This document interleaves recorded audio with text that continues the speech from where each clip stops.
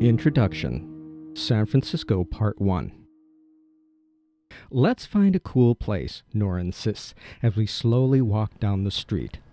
Immediately, I know cool place is a euphemism for some trendy noise box. I begin to panic. Desperation seizes me, but my two friends don't notice. People never do.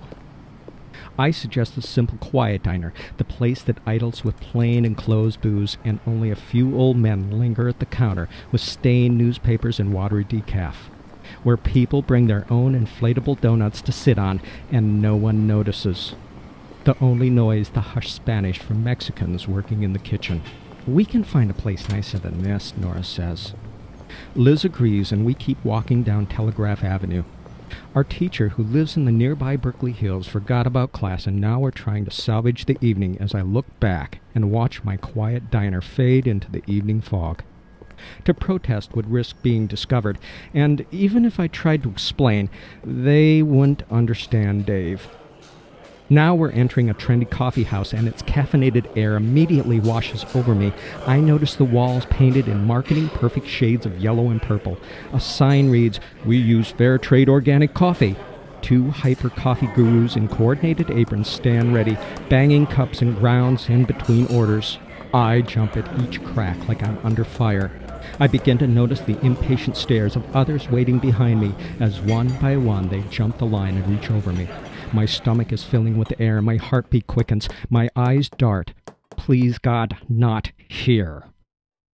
I bite my lower lip. The pain brings me back. Latin-tinged music with a generic mix drones like hip elevator tripe, doing little to mute the banging and the coffee-soaked talk between friends and dates that hang in the air over the constant clicking coming from rows of computer keyboards. This world is designed for someone else, not me. What did Dave tell me? Oh yeah. You're like a bloodhound in a zoo, so confused by the world you have to stick your nose up your own ass. And that's one of the nicer things he said. It's not that everything is brighter or louder since I met Dave. It's that I've eaten the fruit and I see my nakedness. The world screams at me and I want to return to my blissful ignorance, but I can't. And places like this make me see how naked I really am. I notice beer, white wines, and desserts sweating in a glass case next to a wheelchair-accessible ramp. Then I look up at 6 under-illuminated overhead boards, all written in a cursive script in only a slightly different shade than the background. The bent words are packed together like a ball of worms. Right. The counter is busy with condiments, bags of coffee beans, and South American knit caps for sale. The cup bangers look at me. I look away again, avoiding their tattooed skin, their impatient stares over straight-angled Euro glasses. Nora already sits at the table waiting, sipping her latte with skim. Aren't you going to get something? Liz asks. No, I guess I really don't need anything, I say, though my stomach growls. Faces glow around the room, lit by laptops. Just the smell of coffee jolts me. The music changes to a Madonna mix. We take turns reading our week's writing to each other, raising our voices over Material Girl. I watch their lips while they read. I nod as though I hear every word, acting as though I'm moved by the story's undertow. But Madonna's dancing in my head with her bleached blonde hair and red lips, her metal underwear. Nora's words crackle, as if spoken through speakers with loose wires. I wake to her eye contact. That's really a strong piece. Your voice comes across clearly, I say with a smile, wondering if all that metal underwear chafes Madonna's skin. Actually, I hate Madonna. I turn toward the large street windows, and my eyes stop. There he stands. He's like a shark smelling blood, a shadow even the enveloping fog can't see. He's followed me here from South America, where we first met, though he's been with me forever. He purses his lips, making a kiss. You, seem a little agitated, Liz says, startling me. No, just a little loud in here, that's all I say.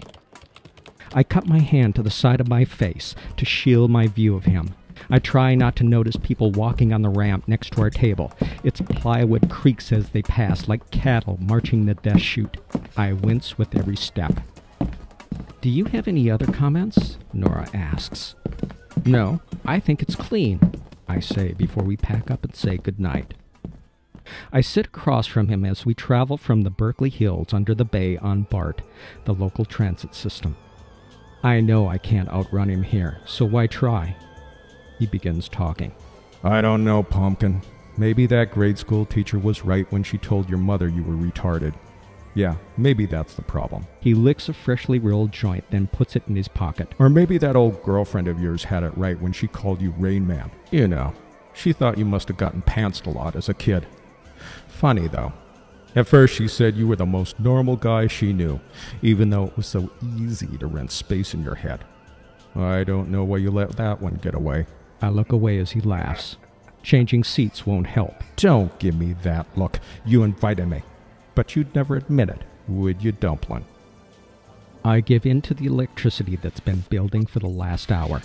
Jude, my ex-wife, is the only person who ever described my descent to me, how my eyes dart and roll back white in my head, how my hands make fists on my pants until I thrust one in my mouth, making gurgling noises. "What's that?" a teenage girl yells from a few seats away. I look to see who's staring. The girl is talking about something else, not me. I flush hot in my face, using big exhales to slow my pulse. I examine the teeth marks on my hand and wipe the saliva on my jeans, still looking around to see if anyone noticed. Jeez, you have to warn me when you're gonna do that shit, Dave says, laughing and laying sideways on the bench. You jerk like a late-stage alcoholic. People are going to think you escaped from some institution. I have my reputation to consider here.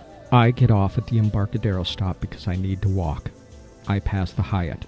Hey, this is the place where you and your buddies, colleagues, used to do the circle jerk, he says, now lighting his joint. Those bellhops opened your door and called you doctor. I bet if you walked over there now, they'd call the cops. I keep walking down Market Street, past the slumbering homeless, and take a right before City Hall. Its sparkling dome, beautifully lit. The fog makes everything else nebulous. I live in the hood. The Tenderloin, the TL for short. Ironic, huh, Poindexter? You live in here? He says, flashing a grin.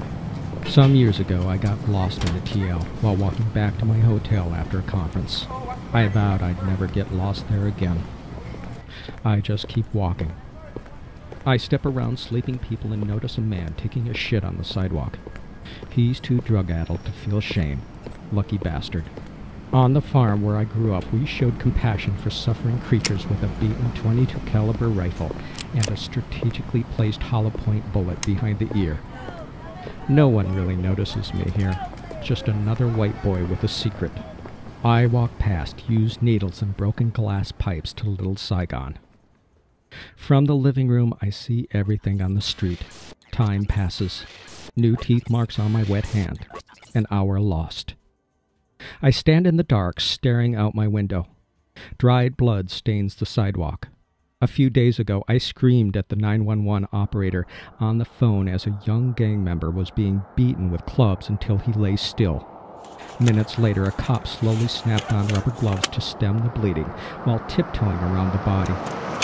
An Asian man in orange flowing robes gets out of his pimped SUV and walks past the stains, past shredded strands of yellow police tape still flapping from a nearby parking sign. He buzzes himself into the building across the way, only to emerge a moment later burning rubber as he leaves. Same as always. A culinary student stands nearby in her smock looking into a car mirror, digging things out of her duffel-like purse. Car mirrors get bent in the hood, mostly hookers checking themselves out or junkies trying to find a plump vein in their neck.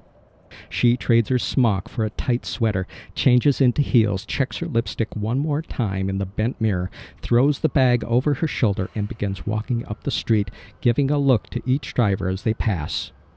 Homeless people yell up and down the streets because they have no phones. A yeller stands in front of my window, pissing between two cars. So, this is what starting over looks like, I say. You talking to me or just yourself? Dave grins. It's hard to tell since our little dance in Buenos Aires. He grinds out his joint on my window and returns the remainder to his pocket. I don't answer. Someone recently said that San Francisco is a destination for people who disappointed their parents. And I'm in the Tenderloin, the TL, where the cast-offs from other neighborhoods in this crazy town come to find their own, the place someone recently called the Land of the Living Dead. You didn't hear a damn thing your writing buddies said in that fancy-ass cafe, did you? I know now what I'm going to write about, I say, my eyes fixed on the street. South America, right? There's that. An expensive car pulls over and the culinary student leans into the open window, negotiating tuition money. I live in a place where I can touch a glass pipe carnival and hookers with penises backdrop screaming sirens from the firehouse down the street. This circus is home now, and with my bags barely unpacked from South America, I know what's different. I grab my earplugs and pick up a pen and notebook. You never answer my question. What's that assignment your spooky teacher gave you again? To figure out what defines my life. Okay, Bukowski. And what would that be? I turn to face his reflection in the window. You.